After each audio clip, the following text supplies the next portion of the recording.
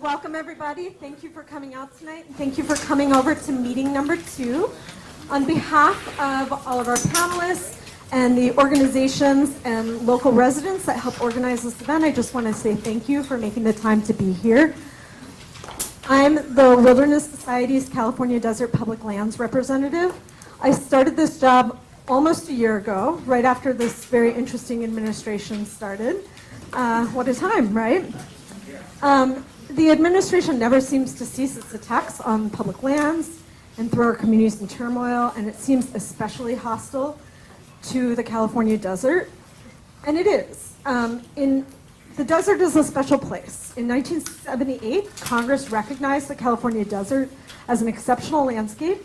It's the most intact wildlands in the lower 48, and for that reason, it wears a target on its back for this administration that wants to leave no space undeveloped. Jerry Perez, the state BLM director in there, in his opening remarks, understates the case by saying that the CDCA, the California Desert Conservation Area, has been amended 168 times. It makes an amendment seem like a small thing. Reopening the Desert Renewable Energy Conservation Plan is no small thing. It began a decade ago after an outcry from local residents, from conservation organizations about large-scale solar and wind projects landing willy-nilly across the desert. There was 8 years of consensus building that went into building this plan with 50 entities, local governments, state agencies, federal agencies, conservationists, recreationists, and lots of local residents. 16,000 comments went in through meeting after meeting during that process. And it struck a compromise. And that compromise, while maybe imperfect in some ways, it was actually a remarkable achievement. Of the 10 million acres, in the California desert, 4.2 million were set aside to be conserved because of their cultural resources and their natural resources. 3.6 million were set aside for recreation. And that's the places where we go play, whether it's hiking or camping or horseback riding or rock hounding or off-road touring. That's our land. So let's be clear, this is not a small adjustment. It starts because this has come into place because of an administration's values about how to manage our public lands. In the Federal Register notice that notifies us that the administration intends to amend this plan, it says this: the DRECP makes available just over 7% of the 10 million acres of land potentially available for renewable energy development. It allocated 60% for conservation areas, 33% for recreational areas, and in March of this year, the President issued an executive order to promote energy independence and economic growth, to review all federal agency actions that could potentially burden development or the use of domestically produced energy resources. They wanted this plan reviewed specifically to determine the impacts the conservation will have on commercial scale renewable energy projects and other development. That's a big deal. This is a philosophical opening of a plan that had an incredible amount of participation in just 45 days with one public meeting during which they take no comments. So it's a big deal. Our voice needs to be heard. We have an administration right now that is not listening, but there are still ways to have your voices heard. Right now, the counties are listening to what their constituents are thinking and saying. They are on the verge of taking a position to the administration saying, we don't want this opened, and it's gonna matter what you guys say tonight on your blue comment cards, up at the mic. The other thing is a number of conservation organizations are poised to sue. And for them to do so successfully, they need to be able to show people were pissed. And if people stay quiet, that becomes harder for them to do. So tonight we're gonna do a couple things. We're going to have a panel discussion with some of the folks in this community that were most involved in developing this plan to give you a little more background. Then we are going to go from the panel discussion into an oral comments period. We have Amy over there, who's a court reporter who will be taking down your comments to have them transcribed to be submitted to the BLM as legal comments. We hope you'll stay for that part. When we make that transition, I know there's an inclination to be like, oh, I'm tired, time to go go home and wrap up. But I hope that you'll stay. Get up the nerve to make your comments if you're feeling it, but especially be here to support your neighbors, your friends, your colleagues in doing so. And we'll explain that a little bit more as we transition, but with no further ado, I want to introduce Chris Clark, who will be moderating our panel.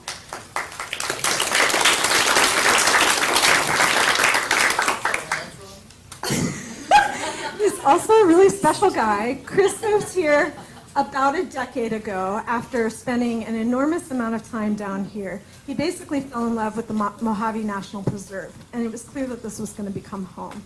He's been a writer for several decades, I think, as a reporter for a number of publications, including KCET. And, you know, he's written about the environment. He's written about the controversies in the desert. So it was kind of about time that he got a job actually fighting to defend the desert. He works now for the National Parks Conservation Association as the California Desert Program Manager. He lives here in Joshua Tree with his dog Hart, which is one of the most important things I was supposed to mention. And thank you, Chris, for moderating this panel, and we look forward to hearing what y'all have to say. Did you want to talk about the question cards thing? Oh, yes. A little bit Where of are my logistics. people to pass out question cards? Kylie, Teresa, are they still outside? Teresa, she's one of the people that's going to help pass out question cards. So, Kylie's right there too. okay, great. So these guys will come to the side of your rows and pass them down your rows. You don't need to take them. We'll only be able to have a couple minutes for questions so we can get to what the really main purpose of this meeting is for you guys to be able to share your thoughts with the BLM. But please, if you do have burning questions, write them down. If you are dying to talk about stuff with the panelists, feel free to stay afterwards. I can't guarantee it might not be a little late, but do. And all of our cards are up there, so if you have further questions, please don't hesitate to get in touch. Thank you. Thank you, Shira. I have the privilege of introducing a few really, really wonderful activists, some of whom will be known to most of you, and starting from the far end of the table on over, Kate Hoyt is the California director of the Vet Voice Foundation. She is a new neighbor. She lives in 29.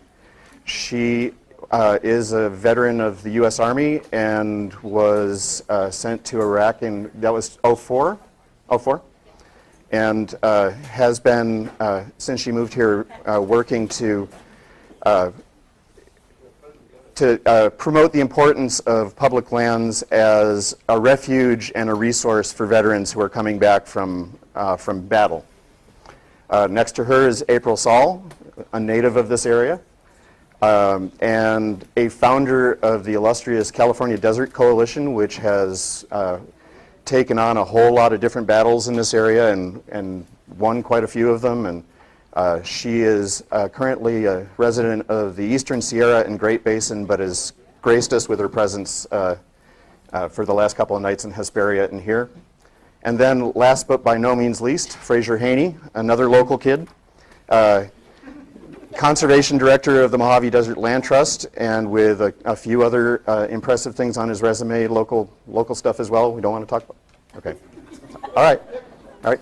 So just to recap, we're going to keep this brief because we want to get you to Amy. You know, you should have been able to get the opportunity to make public comment on the other side of this wall. It would have been nice. We sprung for Amy's night here so that she can take your comments. We're going to be introducing those to the formal record on this in the scoping process. And ordinarily, a meeting like this, we know that there are a lot of you that have questions that you want to ask, and sometimes those questions might take 7 or 8 minutes to ask.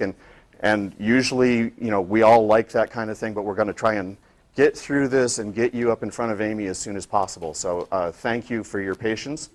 And we're going to start by asking April the big question, which is that the DRECP is not a uniformly popular plan in this desert, and certainly in this neighborhood.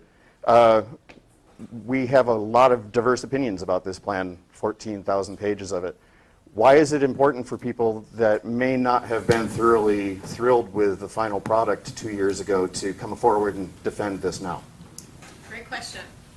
So, first of all, is this on? Yep, okay. Everyone hear me okay? Okay. So first off, thank you all for being here. Thank you for engaging in this process. This is one of the most important parts of this whole process and why we were talking about this plan and going to talk about defending it. So to do that, I want to take you through a really quick evolution of where we were in 2007 and 2008 and where we are today, and the progress that we've made in having desert voices change what was planned for the desert in terms of development. And the changes were made along that process because of all of your voices and because of our desire and love for the desert. So I think that it's really important to remember that in 2007, 2008, we had a wall of development proposed from essentially Blythe to Barstow in a diagonal strip that would have industrialized the California desert. And was anyone in this room consulted about that? No. So it was an evolution to get to a process that raised the profile of the desert residents, the desert voices, and brought us to what was called the Solar Programmatic Environmental Impact Statement, the Solar PEIS, that created energy zones, and we started to think about putting this in refined places and thinking about transmission, thinking about where development was smarter on disturbed lands, thinking about public recreation, thinking about conservation, thinking about connectivity for all of those things, and getting the desert voice involved. So we were not thrilled with the Solar PEIS, but it did create a process of energy zones. Okay, and that was where we ended up with these very large zones and what you heard about with the variance lands, which was a lot of gray area, a lot of area that might be open for development, might not. So we went from 780,000 acres of that to 40,000 acres of that, and we went through the DRECP process, and we started with meetings in Ontario, and we ended up with meetings in the desert. And it's not been a perfect process, but we got a lot of input and a lot of changes in this region especially, and it creates a lot of very important protections for conservation, for recreation, and for open space and connectivity of this landscape. So my biggest point on why we should defend this is because through our voices here, we made it to what was the final DRECP, and I don't see opening that up to decision makers in Washington making new decisions about reshuffling that being a productive and beneficial process for us. I think we can work with our counties and work on implementation, and that we should absolutely defend this process and work locally to refine it.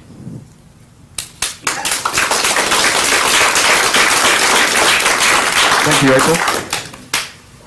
So, Kate, speaking of those conservation and recreation lands, you represent one of the leading advocacy groups for veterans' interests in the country. And working with veterans on public lands issues, I suspect that a significant portion of the people in this room are likely veterans who are here because of the public lands.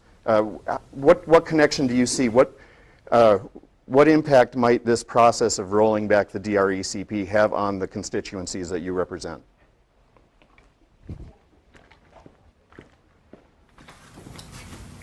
Hi, everyone. So, as many of you know, if you're a veteran, you have long relied on public lands and national monuments to come home for more. In reality, they're a way. I think hold it down. We can't see. Can you hear me now? I'll start yelling. Okay, so veterans have long relied on public lands and our national monuments to heal from the mental wounds of war and the stresses of war. We call it walking off the war when we get home. Preservation of our national monuments has been a priority of veterans going back to Roosevelt. And like you mentioned, we represent over 500,000 veterans, military families, and civilian supporters throughout the country. Many are in California, and many rely on these lands to come home. They are a means for us to take a need from war, to reintegrate with our communities and our loved ones. And simply put, like they are good for mental health. I worked at VA for a long time, and I saw the dependency on medications, and this is a great substitute to that as well. And not to mention, a lot of these lands are part of our history, right? Down the street we have Camp Iron Mountain that I didn't know about. That Patton trained troops there before they went to Africa. So for us, it's important. It's important for us to advocate and just be an additional voice to this fight. Sorry, I have a cold. one quick follow-up. How would you recommend that veterans get involved in this process? Yeah. So this administration certainly likes to parade around veterans. We're having a parade soon, right? So I would advocate that we just use our voices to be heard. I have cards up here if you'd like to get in contact with me and figure out how to amplify your voice. Letters to the editor, op-eds, social media campaigns, anything you want to do to be a voice in this fight would be amazing. Thanks. Thank you, Kate. Fraser. So we've heard about the importance of conservation and recreation lands to a very important constituency. How about you bring us out to about 30,000 feet there and tell us just the general importance. Why are these lands important to all of us? That's a leading question, I know. It is a leading question. So I wondered if everybody in this room could raise your hand if you've ever been camping in the desert. All right. And how many of you have attended a public meeting about public lands before tonight and their use in the last 5 years? Thank you. We've been here before. Yeah, we've been here before, Sarah. That's right. That's totally right. And we should be fired up right now because this was a careless executive order from Washington, D.C. after years of local input and work from the state of California, work with the counties. This plan's tied together and it's balanced in all of its different components. And if we pull one block out of that, it's going to be like dominoes. And this plan could fall apart. And we're going to start from scratch from where we were 10 years ago. Get ready. This is the beginning. You're going to need to be fired up. And you're going to need to be able to do this and be engaged for the next few years. Thank you.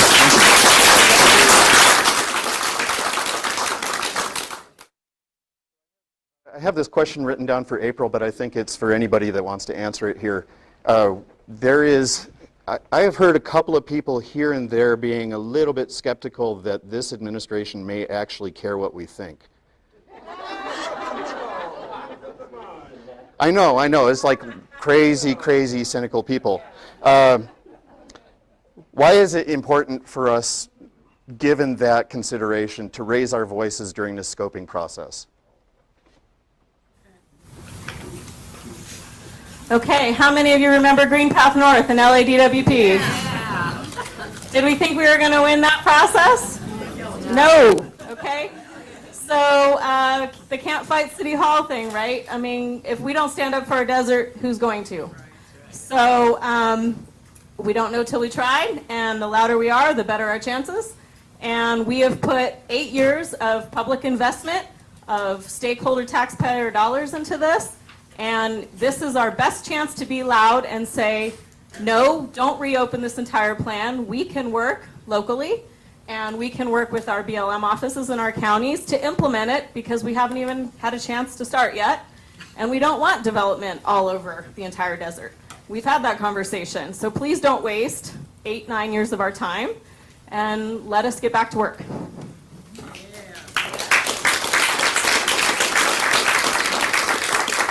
I'll just add that the day the Federal Register notice came out, does anybody know what day that was? Groundhog Day. It was Groundhog Day. And so we think of Bill Murray, like here we go again, right? But we won't know where help is going to come from until we all start working on this and raising our voice. I think that 8 years ago, I don't know how many of us would have been in this room had something like this been proposed. But you know the issue now. And so the more of us that speak out and spread the word, the more help will come on this issue, and we don't know where that's going to lead. But it's led to good places in the past to protect the desert that we live in. Okay, we have a couple more minutes before we go to the couple of question cards we have. There's one sort of logistical question I have, because the BLM and actually a lot of federal agencies, when they're opening scoping processes, they talk about substantive comments.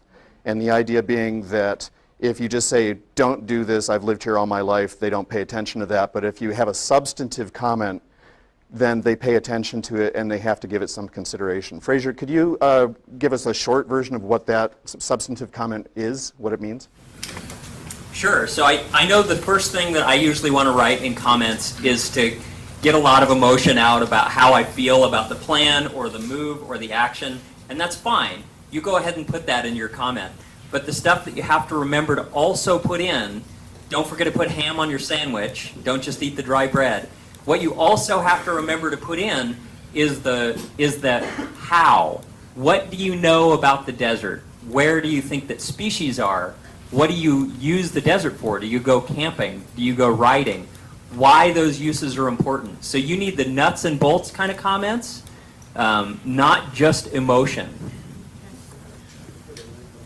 Yeah, and I would just add, I mean, we are the desert residents, we are the desert experts. And so we are the ones that can say, you know, this particular place is very important and this is why. And so that what, why combination and getting specific where you can and where you know a lot about particular areas or places, those are the type of things that they're talking about. So in this process, you know, don't open the DRECP, here's why, for example. We've been doing this for 8 years. We know this desert better than Washington, D.C., for example. So, I mean, getting down to specifics and not just the one statements. Okay, Cheryl, we have some question cards. Yeah, I just have one. Are there others? I'm closest to Joe, so I'm going to take his first.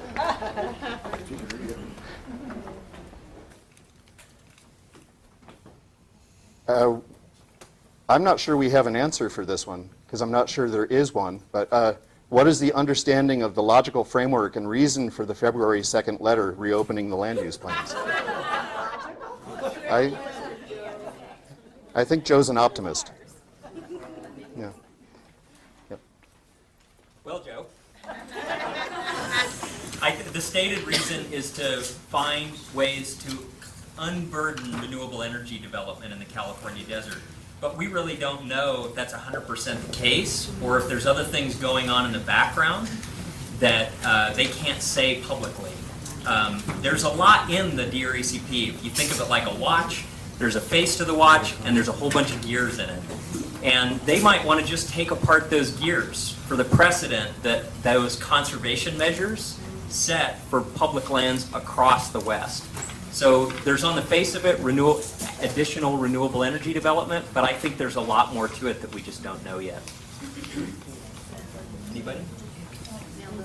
All kidding aside, it was a great question. Thanks, Joe. Undoing Obama's legacy. You said it. Exactly. Woman in the second row. Yeah. So here's an important one. What is the role and influence of the County Board of Supervisors in this process? Oh, yeah. Okay. Great question. So obviously, being one of our elected official bodies that can help elevate our voice, they will play an important role in that. And so it will be important that San Bernardino County and the Board of Supervisors weigh in on this scoping process and what they think of it. And thus it is important for us to make sure they know how we feel about it. And one important clarification, I guess, and sort of step back would be that originally the DRECP was to consider all public and private lands within the boundary of DRECP. As many of you probably remember, about 2015, the plan split or bifurcated, as the agencies say, and the private lands portion that included a habitat conservation plan and all of the private lands was separated out, and we ended up with the federal record of decision for the BLM lands only. So although private lands are not officially considered in the DRECP, the boards of supervisors for many of the 7 counties got planning grants from the California Energy Commission to work on their county plan for renewable energy. So for San Bernardino County, that is the general plan update for the renewable energy element. And that is still a process going forward that is important. So one of our possible talking points there is that we haven't finished that plan yet. It's very close. Let's give that a chance to be finalized and start implementation, because the county has been working with all of the agencies on mitigation, on renewable energy siting, on all of the things that came into the DRECP for science, And again, we haven't had a chance to let this start working. So the county supervisors absolutely, as the biggest county in this plan, will have an influential voice, and thus how we message to the county supervisors is very important. There's a petition that will be at the front desk, and it's a petition that's directed to the County Board of Supervisors to complete that renewable energy element and to comment on the DRECP. So Great. that'll be. Sharon, maybe you should repeat that into the mic so it makes it. For those who didn't hear, there's a petition on this back table that's specifically directed to the Board of Supervisors to tell people where they stand. And there's some template letters too, some sample template letters too. You know what I'm And there's saying? some information in your chairs. We're going to get to this in just a second. I have 2 more questions before we open this up, and they're important, but I'd like to take them quickly so we can make sure there's enough time. Oh, we're going to have to hold. Sorry about that. So here's the second to last. Do we know where the particular areas are that are being targeted by utilities or solar developers for a DRECP amendment?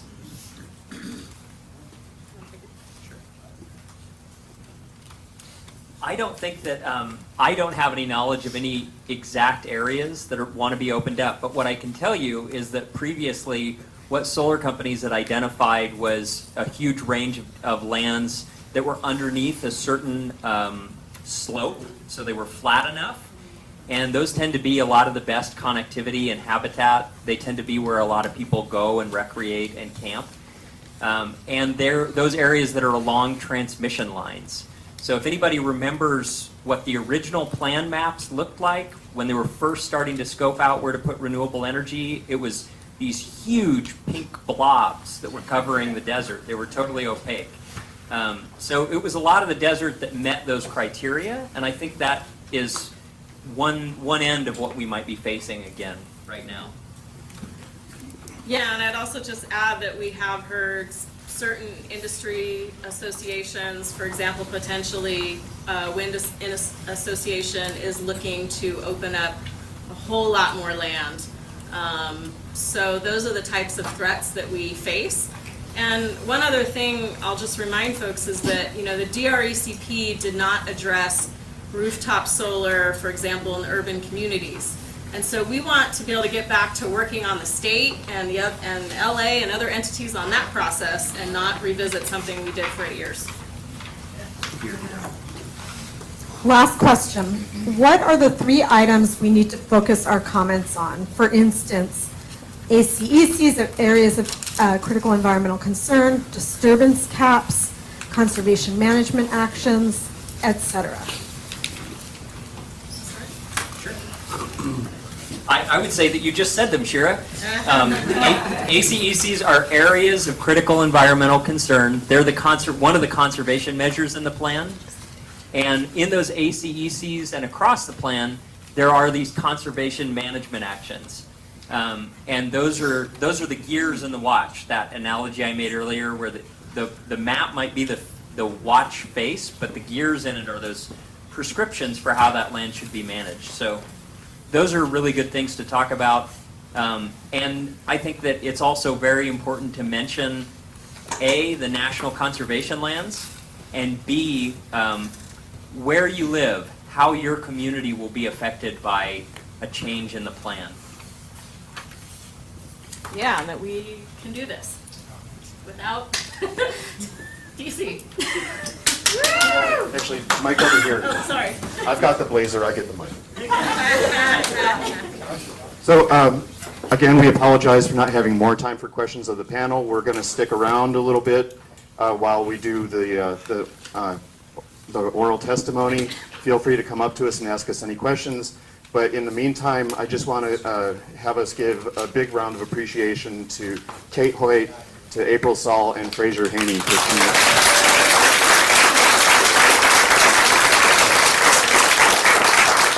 And to all of you for being here. This is so wonderful to see this many people caring very much about the desert. And it's not a surprise in this town, but thank you.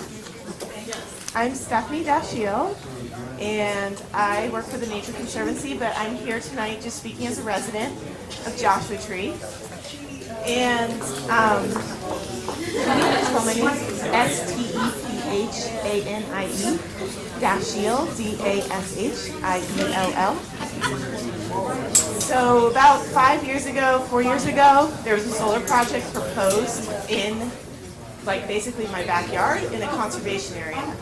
And it was a solar project that didn't go anywhere.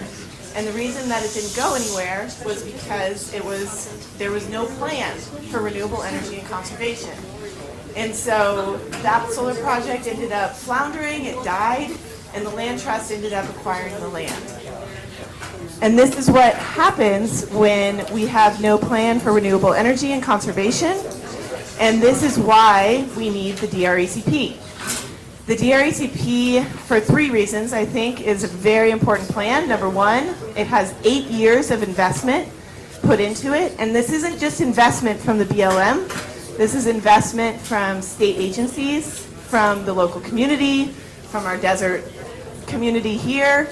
But this was a huge investment from local government. So this isn't just BLM's decision, this is everyone's decision. Number two, I would say that the DFAs are more than enough to meet California's 50% goal.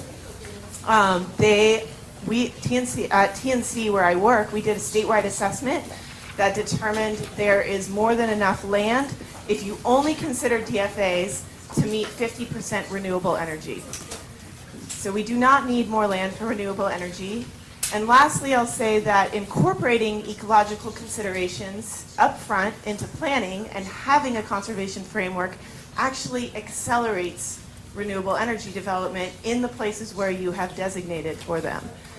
So by having a conservation framework, which is scientifically sound, it has 8 years of science that we've been put into this conservation framework, we have therefore allowed for renewable energy development in these smaller areas, not across the desert, that provides more security and assurance, not just for people who care about conservation, but for developers, people who purchase renewable energy, and other people who care about the desert. So let's stick with the plan. Defend the desert plan. Thank you. Before I take the next one, I want to ask a favor. Even though folks are just whispering in the room, it makes it very hard to hear. You're louder than you realize. So if you wouldn't mind stepping outside if you're having a conversation, I'd really appreciate it. You practically have to eat this microphone, so to get your voice heard, and especially to get your voice on video. So try to keep it close. Who's next? Great. It looks like there's a transmitter on that microphone that needs to be pointed this way, because every time you turn that way, we don't hear it. Hello, hello. Can you hear it? All right, my name is Joseph Fairbanks, AOSEPH, AIRBANKS. I live in Joshua Tree. I believe that arbitrarily reconsidering the DRECP disregards the will of the people as demonstrated through the extensive process as provided through the original DRECP. And therefore is anti-democratic. The DRECP, I believe, expressed the will of the people, and that should stand above the interest of profit and development. Furthermore, policy swings in development areas increase the risk rate for investors and ultimately is bad for business. Therefore, we shouldn't consider reconsidering these policies over and over again. It's bad for the environment and bad for business.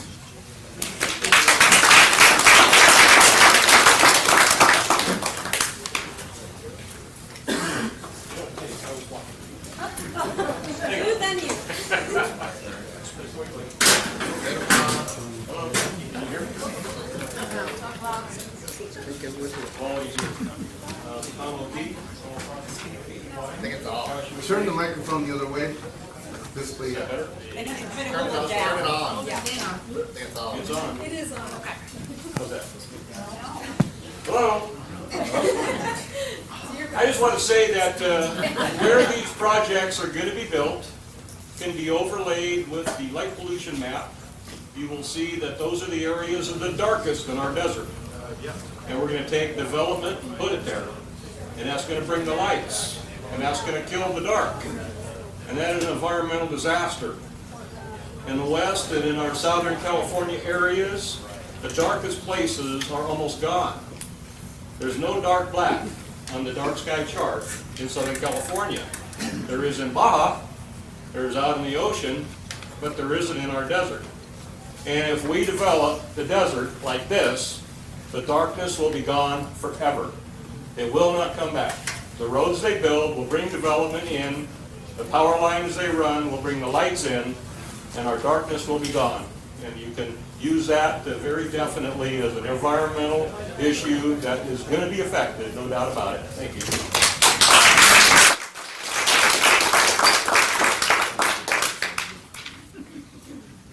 Is it working? Yeah. My name is Mike Shaw. I live in Yucca Valley. And I just wanted to say that to undermine our plan tries to politicize the whole process, and it shouldn't be politicized. In other words, do we have to go through this every time there's a change in administrations? And we shouldn't. And so it should be kept in place just as it is. There should be no change. And another thing, we know that you-know-who hates California, and I think that's part of this. So we should raise our heads. We're Californians, and we don't want any part of this change. Thank you.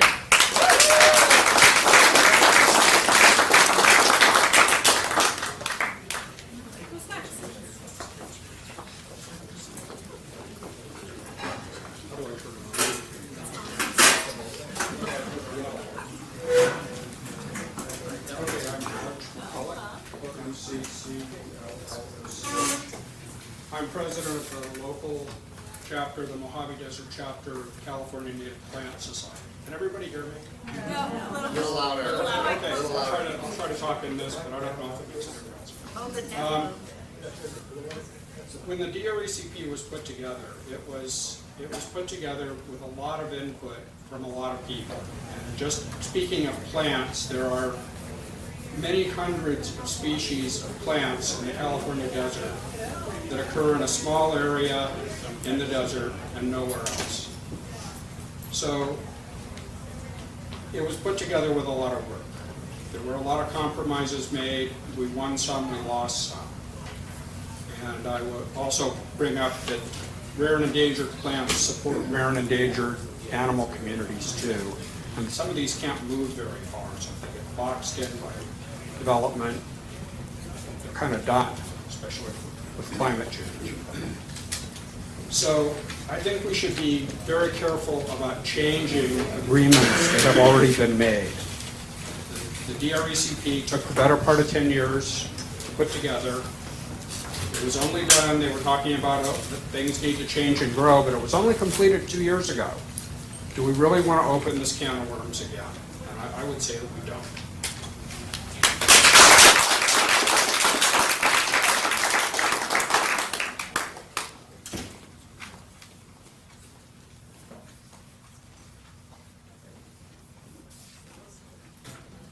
Hi, I'm Claudia. I'm from Pioneer Town.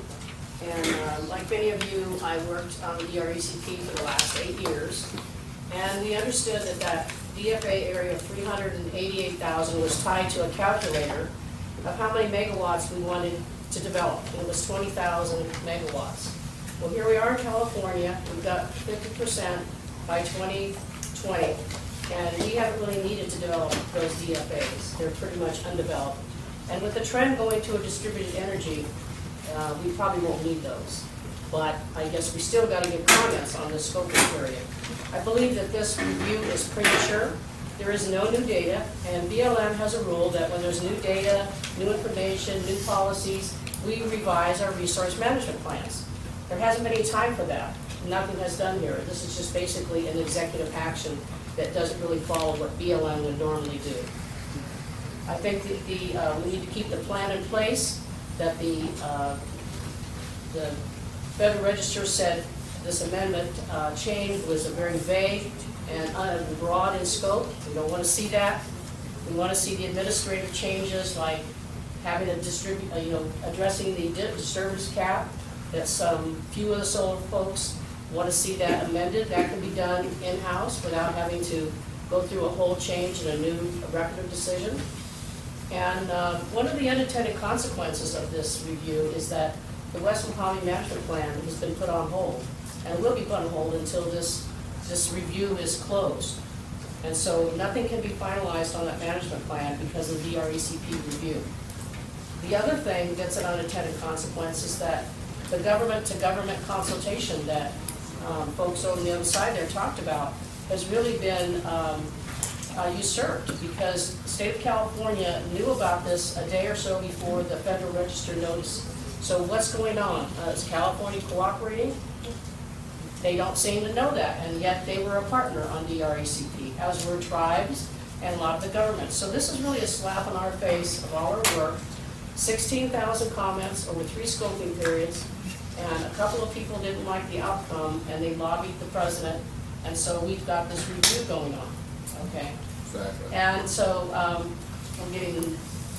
so I just say that we had a democracy going of the majority rules, and this is what the 16,000, comments were about, and we don't need to have this opened up because a couple folks don't like the outcome. Thanks.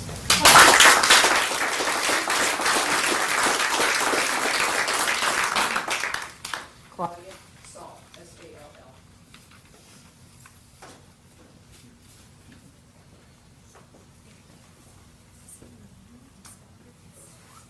My name is Richard Lutringer, that's Lutringer. I currently live in Palm Desert, but I'm a member of the board of the California Desert Coalition, and these are my own comments.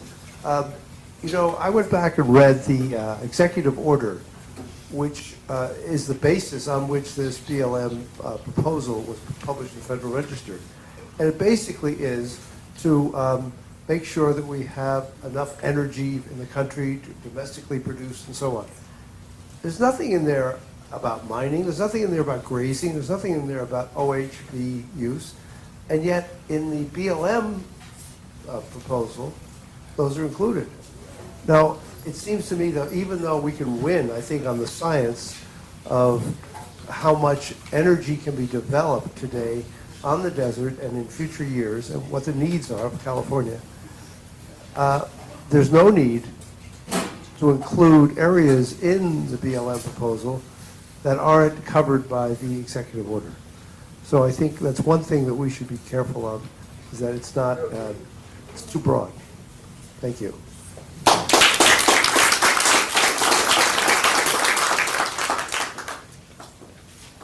Come on up.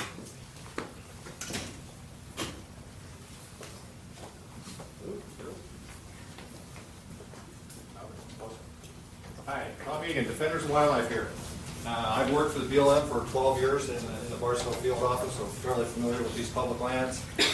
We started managing areas of critical environmental concern, or ACEC, way back in 1990. We would write individual plans for these areas. They were places. They were places we revered and we wanted to manage correctly. As the years went by, we stopped doing that. ACEC plans were not written, nor were they implemented. I've seen a gradual cascading of all management of these conservation areas, ACECs, from 1990 thereon. They no longer even write plans. They put them in a little appendix at the end of the DRECP, then they have a whole list of conservation management actions that are supposed to be applicable. Way back when, after we wrote those ACEC plans, people came out of the woodwork thinking they weren't getting their big enough piece of pie. And that's what's happening here. There's literally only 5 or 6 disgruntled people. There was a lot of people unhappy with DRECP, don't get me wrong. We actually protested it. We had some problems with it. But nonetheless, it was not challenged in court. That should count for something.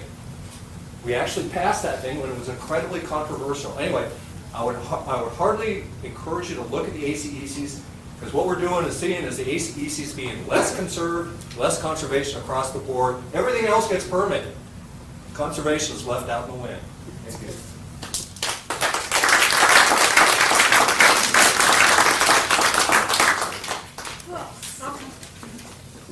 Thank you, Stacy. I've got some good talking points right here. I want to see if I can get this microphone to work. It's been driving me nuts. Okay, so you guys can hear me? My name is Stacy Doolittle, S-T-A-C-Y, D-O-O-L-I-T-T-L-E. And I remember when everyone was working on the DRECP, and I went to some of those meetings, And these were people working very hard after work, in the evenings and spending some of their own time trying to put this together, people who really cared about it. And it was government to government agencies that did this. And I think that ignoring it would just create a lot of churn and break a lot of those bonds and those relationships that were formed. The other thing I think is that getting rid of it will threaten public access and recreation opportunities, cultural resources, and critical conservation goals. It would destroy the lands desert residents love. Preserving the DRECP is about preserving our quality of life and our local economies that depend on a well-managed landscape to support tourism. We have to remember that. We live next to an enormous urban area, one of the largest in the world, and those people and those children and future generations are going to need to have some place to go out of an urban jungle, and the desert is it. This is one of our last truly wild spaces in America, and we need to preserve it. Thank you.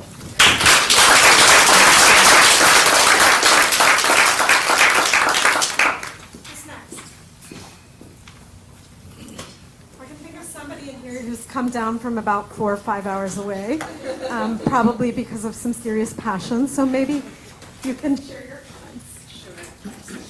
I'm just going to project if everybody can hear me okay. My name is Tanya Henderson, TanyaHenderson.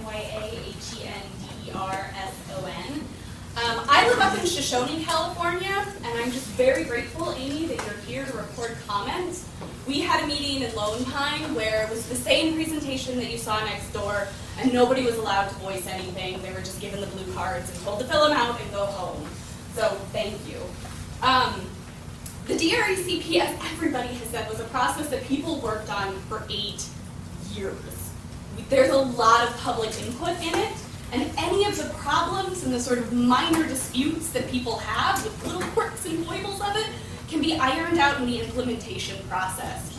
We've already developed a plan. We haven't had a chance to see if it works. We need a chance to see that it works before we scrap the whole thing and start again. If it ain't broke, don't fix it. This hasn't even had time to break. That's all.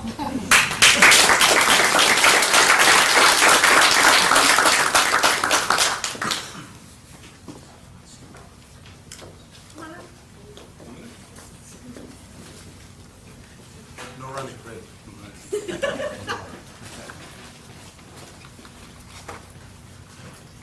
Thank you. My name is Matthew Lavis Sr. I'm a Chimwavy from the Chimwavy Indian Reservation in Wortley. MATTATWLEIVAS Senior. Chimwavy, CHEMEATUEVI. Okay, well, I've been a resident of Eastern San Diego County for 46 years, ever since moving to the reservation, and being the tribe's first game warden over there, and establishing codes, rules, regs, et cetera, et cetera, et cetera. One of the other duties that they gave me, and turn my hat on a little bit, the tribe made me the environmental officer back in the day, because we were a young tribe with a young government. Well, we're addressing many, many issues out here in the desert over the years. A lot of these victories you probably don't even know about, don't even remember, but ever since the Bureau of Land Management opened up the desert in the late 70s, the Desert Resource Conservation Act, it brought a whole change and transformation to the desert. The Chimwavy tribe has been in opposition to many of these other projects that have been slated for the desert. I don't know if any of you ever heard of Marcos Mining. It was built the world's largest gold mine in Chimwavy Valley, California, 15 miles from our reservation. So we stopped that project because of the water that is under that ground, and oral history from our people explain that the knowledge that we have, traditional ecological knowledge about our place, we have an understanding about these things. Some of you may remember the Ivanpah project. Do you remember that? Where Edison was proposing a four-stack burner? A little bit. Well, in Ivanpah, they proposed a four-stack burner to take the water slurry, take the coal fine from Laughlin, Nevada, and from Moapa, Nevada, and slurry it all the way down there to Ivanpah, and create a four-stack burner to burn all this coal fine that they couldn't burn if there were no plants. Well, we tried everything we could, got some cultural concerns, environmental concerns, everything landed on deaf ears. But if it wasn't for the tribe, Chimwavy tribe, approaching an organization called the Council of Energy Resource Tribe, we receive services to do an environmental study, air quality assessment on our reservation. We had an environmental scientist do a study on our reservation of full ambient airflow, movement, etc. And it showed that if that plant went up there, we would have been the downstream recipients of all the fallout. Very similar to what Moapa, Nevada, Paiute Reservation has suffered many illnesses, bronchial problems, breathing, etc., etc. Many deaths. Well, we stopped that project. Ward Valley, we just had a celebration on the 24th to celebrate. It's a 20-year anniversary, but 15-year fight against Ward Valley, the proposed low-level nuclear waste dump, and a victory. Very proud about that. Some of you may recall the other thing out that happened in Nevada at Sorrel with Edison and company solar project proposing to build two 700-foot towers for reflective mirrors right there at Island. I'm sorry, at Sorrel. And I was invited up to do a presentation and testify on behalf of the Salt Song Project, the Chimwavies, and Southern Paiutes, to talk about our sacred song, the Salt Song. Our song goes right through the area. Well, with that testimony, it helped stop that project. I'm very proud about that. So these are some of the small victories, but we've been involved in environmental injustice projects here in the desert for a long, long time. And we want to help. I'm a co-founder of the Native American Land Conservancy, which is joined your forces, one of the founding board members. I am a co-founder of an organization called the Salt Song Project. Currently, I'm employed by the Chimwavy Tribe as the director of the Cultural Center. And I've been involved in a lot of things over the years, and I'm quite happy and gratified that our input has been very valuable to decision making and to enforce issues and right the wrongs. But we see this at the DRECP as being wrong, and it should just be totally left alone. So I'll leave it at that. I want to thank you very much.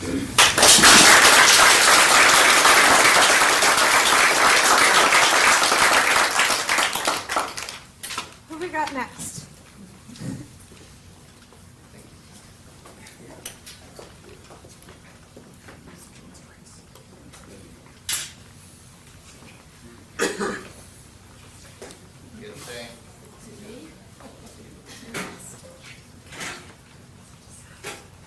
My name is Jane Smith. It's going to be real short following Matt's eloquent presentation. I'm a business owner, have been, actually I was born and raised in 29 Palms, but I've been a business owner since '77, and tourism is my business. And I can tell you that the folks coming to the desert really don't want to see solar and wind scattered across our beautiful desert.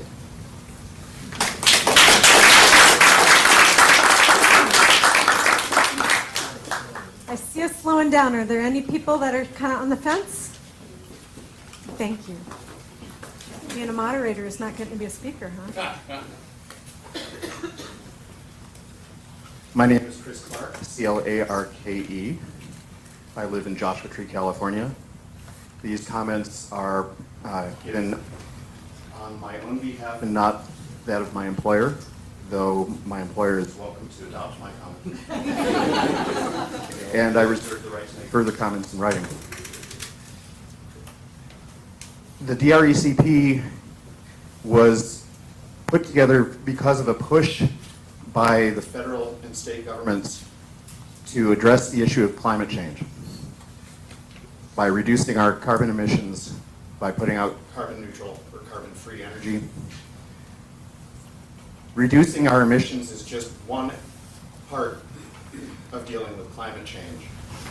Having a resilient landscape is another, possibly even more important part of our climate change policy.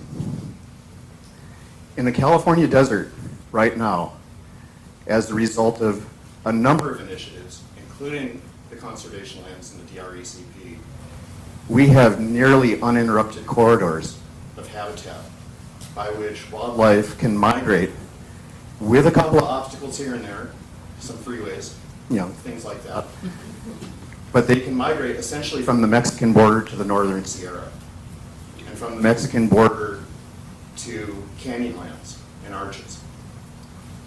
This is critically important. The DRECP's conservation lands are a critically important part of that chain of lands. Along with the new national monuments in the California desert and a number of threatened national monuments elsewhere, this chain of habitat is the key to having wildlife in the southwest of North America in the 23rd and 24th century.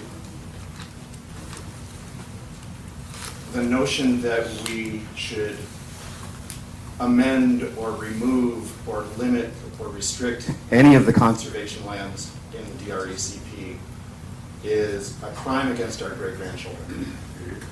And for that reason, I urge the BLM to leave the DRECP alone, implement it the way it's supposed to be, and we can talk down the road about strengthening protections on the conservation and recreation lands and the variance lands, and perhaps abandoning obsolete utility scale renewable technologies in favor of using less energy and generating it where it's needed in the cities.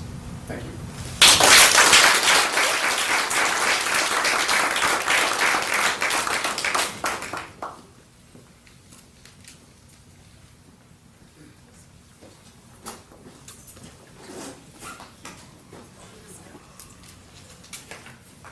My name is Stacy.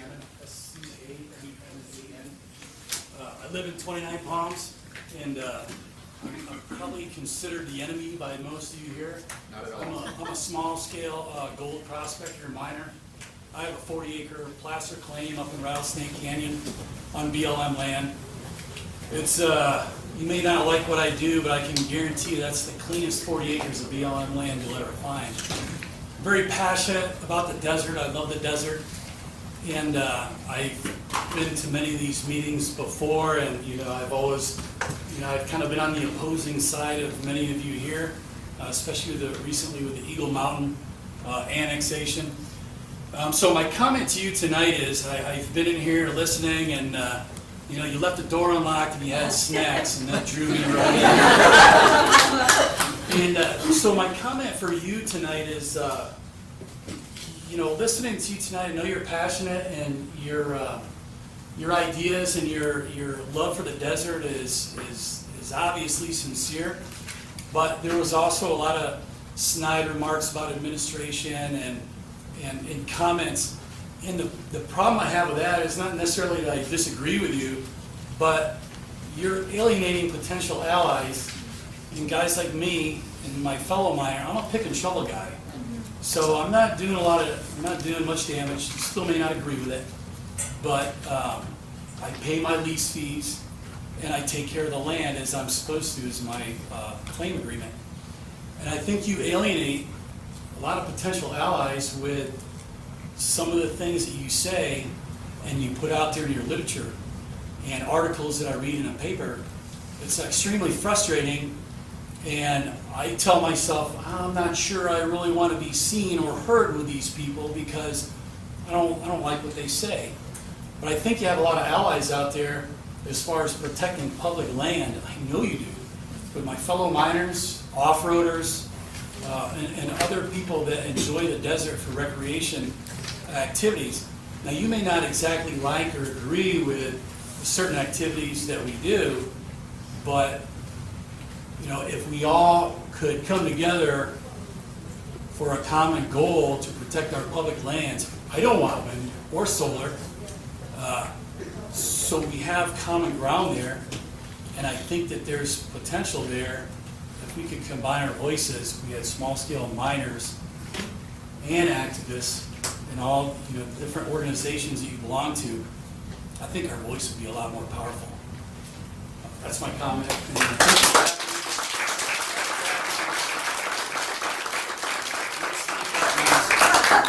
Before you speak out, I just want to say how much I appreciate your honesty and your willingness to stand up having a less common perspective in the room. I think we may not be as much enemies as you think. Well, I think you think that too. We're just making it difficult. So I hope that, please take one of my cards. I'd love to talk to you later. Thanks. Who else we got?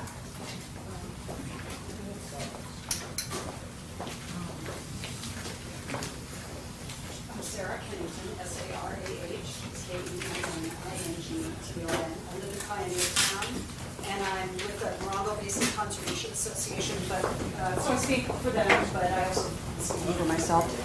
And I also, as Chris, will follow up with written comments, but just one thought that I'd like to mention that there's so much being learned now, even post the DRECP signing in 2016, that we're finding out about impacts of renewable energy, industrial renewable energy development in the desert. In particular, one of the MBCA board members, Pat Flanagan, has been bringing to our attention sand transport paths. So it's this geologic phenomena of winds coming through certain corridors in the desert, picking up dust, wind, sand, and affecting our air quality. So this is something that we need to do, that more needs to be done to understand the impacts of renewable energy, how damaging, destroying the desert crust, the desert soils, and removing vegetation impacts air quality, lungs, the communities are being impacted. And as we really need to protect our rural communities, and opening up the DRECP to new renewable energy, industrial renewable energy, is not a good way to go. So I oppose reopening the DRECP.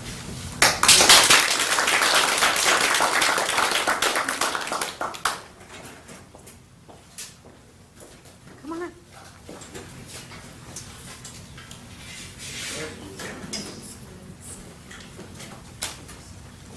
Hi, my name is Margaret Adam, M-A-R-G-A-R-E-T-A-D-A-M, and I live in Flamingo Heights, California.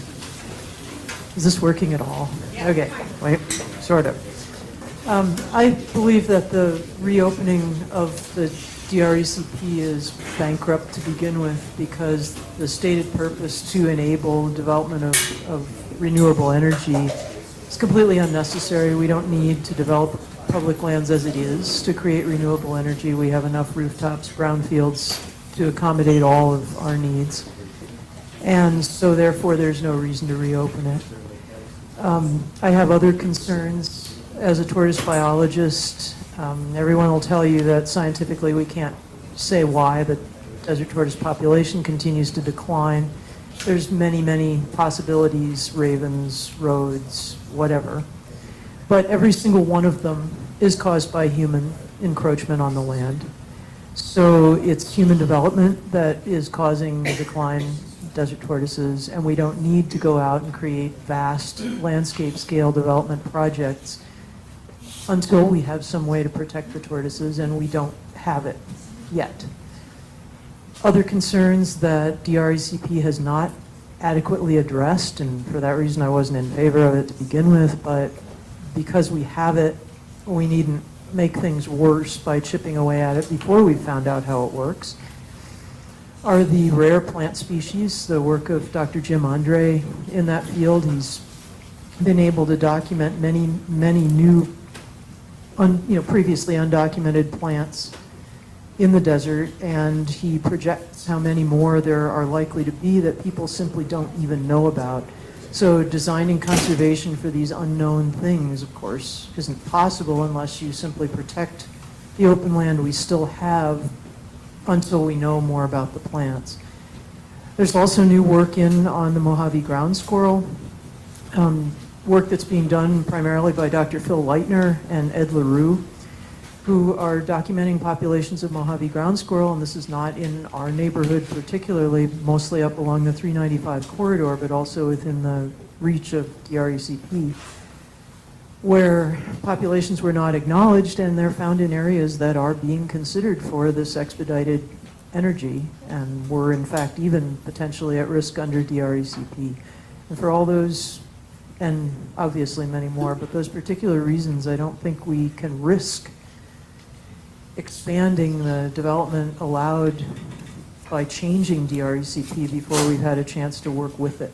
And I agree with everyone who said that the 8 years of effort that went into it is taxpayer money that we have spent, energy that we have spent, and it's wrong to take it away on a whim.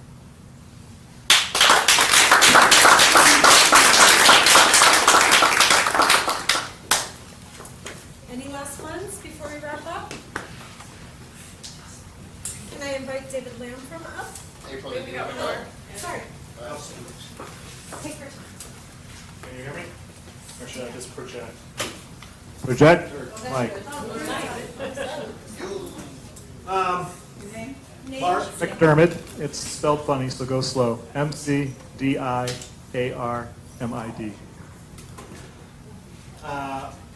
I grew up from a very young age walking in the wild. My dad was from British Columbia.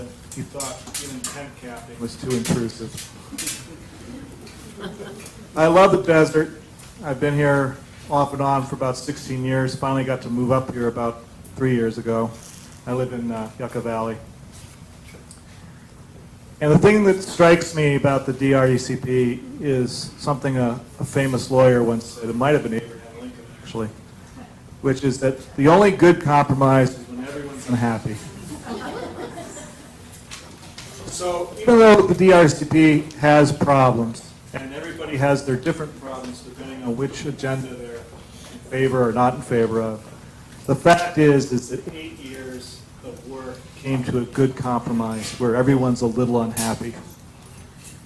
Trying to undo that now, and as someone else said, you take one Lego brick out of this and the whole thing comes unraveled. It's a rug, it's a tapestry. It all holds together because of all these compromises.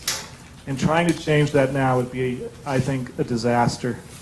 You're going backwards instead of forwards. And I find it a little ironic, with all due respect to the person who didn't want me to make any snide comments about the administration, that this is an administration who talks about local power versus national federal government all the time. So here we are, local groups who came together, worked it out, are continuing to work it out, but now DC is going to tell us, no, you got to start all over? I don't think so. I think we have to fight that.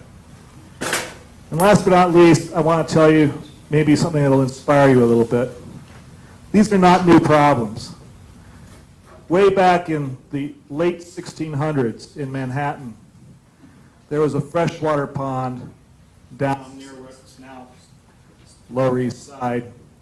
It was the only freshwater in Manhattan because both the rivers have too much salt water to take fresh water in them.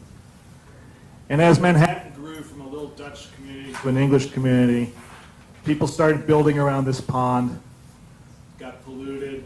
They had a big meeting, very late 1600s, to decide what to do about it. And it was decided not to do anything about it because, you know, Manhattan was never going to grow that big anyway. So eventually they filled that pond in, and it became 5 Points. 5 Points was originally a very gentrified, wealthy neighborhood, except because of the pond being underneath it, everything started sinking. And as it sank, very lovely smells came out. So all the wealthy people fled that area, and it became the slum that we know 5 Points historically as. What's my point about all this? My point is, you can't undo that. Can you imagine if today, in modern-day Manhattan, there was a beautiful freshwater pond in Lower Manhattan? How much business, how much tourism, how much dollars would come in? And you'd still have that resource. Once you undo these things, you can't go back. And the desert, of all the different kinds of natural places, is the hardest to restore. So those are reasons to be very conservative, the old word of conservative resources. You've got to go slow here, and I think we have to defend the DRCP. Thank you.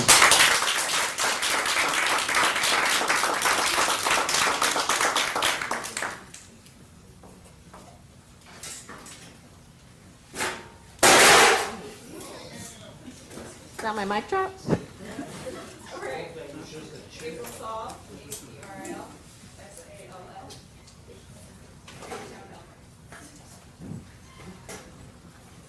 I really appreciate the opportunity to give comment, and I want to thank the Wilderness Society and the CA for providing this tonight.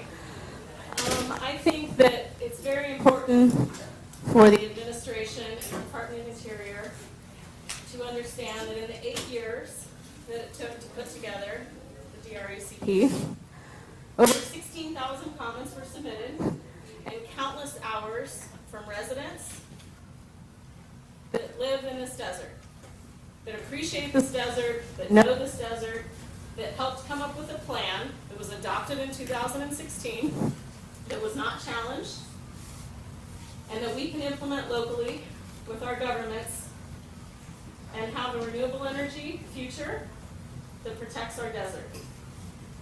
The quality of life for the California desert and the residents that live in the California desert is why we are in this place. It's an incredibly important landscape that cannot be replaced. And we have had to face effort after effort to propose more and more development in the California desert. And we need to be able to appreciate that there has been effort after effort in just the last year that recognizes that open space provides the economies of these rural communities. It's not only about our quality of life and enjoying the place, it is the entire national and international experience. Open space has been shown from the outdoor industry this year to provide an over $880 billion industry in this country alone. And so not only is it about how we feel about these special places, these are our economies. Tourism and open space is what supports areas like San Bernardino County, and we do not need for Washington, D.C. and the Department of Interior to reopen a process that will create more development, more impact, and hurt our economies and our livelihoods.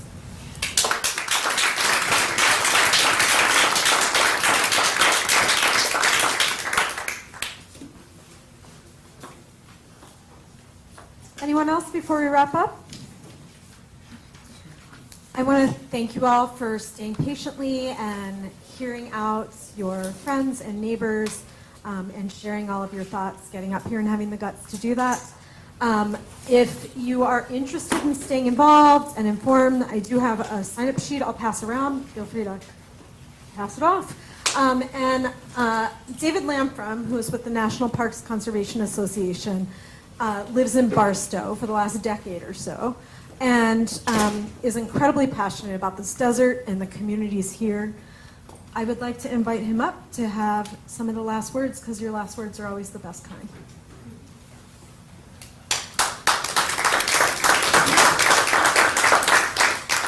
Can I do it without? Can you hear me? Yes. No, please use it.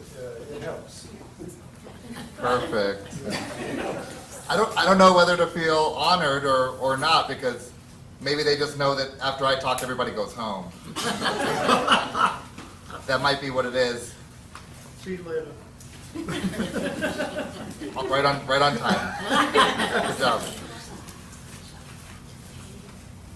I've heard a lot of words that matter tonight, and I'm struck and I'm humbled by how much everybody cares about this desert. It matters. And I think about, I grew up in a very urban place, and I know what it feels like to be a person living in an urban place dreaming about a wild place. I know what that feels like.